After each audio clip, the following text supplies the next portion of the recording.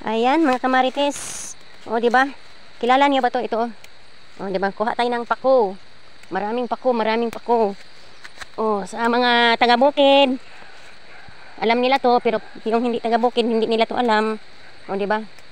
Ang bilis si Madir makapanguha ng pako. Kasi wala sa amin ito. Oo nga, oo nga. Oo nga, oo nga. Pako nga. Pakugayad ini, pakugayad. Mo na pakugayad. Guys, di pa na maulit, di pa may sa ubos. Ano na pwede dito? Ay, mo ni palaw? Ay, sa mga kuan, taga syudad, wag na kailangan ni ay palaw. Ako ngayon ko pa lang to na ano. Ganyan pala yung palaw. O, sa lahat ng taga-bukid, talagang alam nila kung anong mga ano. Dito, maganda tingnan dito lahat ng mga ano, green, fresh na fresh. Di ba? Yung mga ano, nakalaag sa bukid. Tapos yung ano, ilog dyan sa ano, tabi. Nandyan lang yung ilog. Ayan.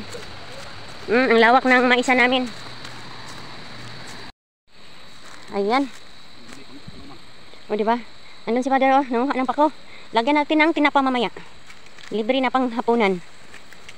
O, diba? Inunahan na namin yung may-ari, baka ano, maubusan pa kami. Oo, oo. Ang daming pako daw. Ang lawak ng pakuhan nila dito. Andun yung ano, tour guide namin.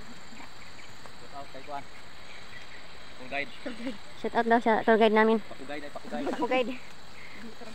Dili tour guide, pakugayad. Daming pako. Kung gusto mong umakyat ng niyog, ayun. Kung gusto mong magpakamatay, doon ka, umakyat ka. Yan mga kamarites. Ayan, dala ni Father na pako. Nanguha kami ng pako. Oh. Yan, ganyan kasi pag may bukid. Oh, ang lapit ng ilog. Oh.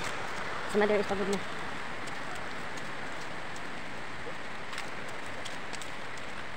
Pinapawisan na ng maraming singot ni Mother. Napapagod din na. Yan. Pauwi na kami.